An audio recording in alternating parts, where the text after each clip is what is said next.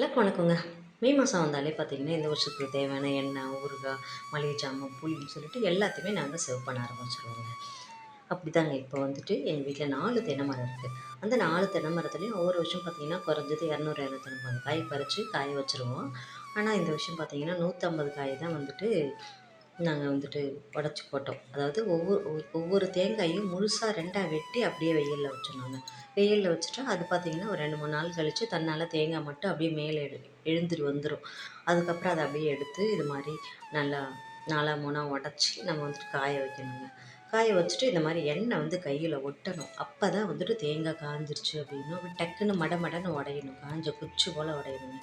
இப்படிதாங்க காய வைக்கணும். இது வந்து பெரிய ட்ரே. நாங்க மளிகை ஜாமான் வாங்குறதுக்காகவே இந்த ட்ரேய வந்து நாங்க வச்சுருக்கோம். ஒவ்வொரு வருஷமும் நாங்க சேலம் போய் மளிகை ஜாமான் வாங்கிட்டு வருவோம். அப்போ வந்துட்டு காய வைக்கிறதுக்காக இந்த ட்ரே வச்சுருக்கோம். மொட்டை மாடியில காய வைக்க முடியாது இல்லைங்களா? டெரஸ் கார்டன்ல இருக்கு. அதனால இது தோட்டத்தில வந்து நாங்க ஷெட்டு போட்டிருக்கோம். அந்த ஷெட்டுக்கு மேலே இறங்கி ஷெட்டு ஃபுல்லா பார்த்தீங்கன்னா, தேங்காய் காய வச்சுருக்கோம். அப்பதான் நல்லா காயும் இல்லைங்களா? கொஞ்சமா கும்பலா போட்டாலாம் வந்து நல்லா காயாது. ஈரப்பதம் இருக்கும். இந்த மாரி ஒத்த ஒத்த பீஸா இருக்கிற மாரி வந்துட்டு நம்ம வந்துட்டு நல்லா காய வச்சிடணும். 1 வாரம் காய வச்சோம்னா நல்லா வந்துட்டு ஃபுல்லா ட்ரை ஆயிடும். ஈரப்பதமே இல்லாம அரைச்சிட்டு வந்துட்டோம் பாருங்க. அந்த கேனோட ஹோல்ல வச்சு நான் எடுத்திருக்கேன் பாருங்க. உள்ள எண்ணெய் எப்படி இருக்குன்னு சொல்லிட்டு. அப்படியே கொஞ்சம் கழகழன்னு இருக்கும். ஏன்னு கேட்டிங்கன்னா, 1 நாள் ஆகும் அது ஃபுல்லா வந்துட்டு ஃபில்டர் ஆகுறதுக்கு. அது வந்துட்டு அரைச்சு அப்படியே தானே இருக்கும். அது வந்துட்டு நல்லா ஃபில்டர் ஆகுறதுக்கு 1 டே ஆகும். அதில தங்கியிருக்கிற அந்த பிசிறு வண்டல்லாம் அடியில வந்துரும். எண்ணெய் மட்டும் மேல அப்படியே தெளிஞ்சிருக்கும். அத நம்ம ஃபில்டர் பண்ணி வேற பாத்திரத்துக்கு மாத்திக்கணும். இப்போ நாங்க அரைச்சிட்டு வந்து வச்சுருக்கோம். அதுக்கப்புறம் வந்துட்டு யூஸ் பண்ணுறதுக்காக கொஞ்சமா பாட்டில்ல ஊத்தி வச்சுருக்கோம் பாருங்களேன். அது வந்துட்டு அதுலேயுமே இன்னும் ஃபில்டர் ஆகல.